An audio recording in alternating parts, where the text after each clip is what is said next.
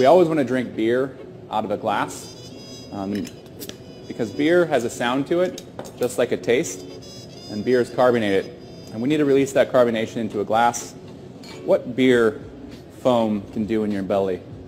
So when you go out, you might see a beer poured like this, where the server's only goal in the life is to not let any of that CO2 out of the beer.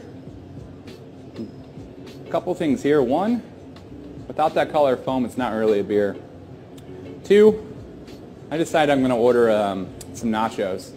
And I take that first bite, and once it hits my belly, that happens. So there's about 2.5 bottles of CO2 in this beer that weren't released in the glass.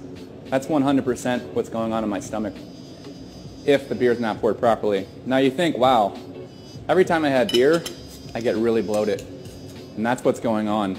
Or you can get a beer and you pour it down the side with vigor, and you're breaking that CO2 out. And granted, people say that looks like a lot of foam, but foam always turns into beer.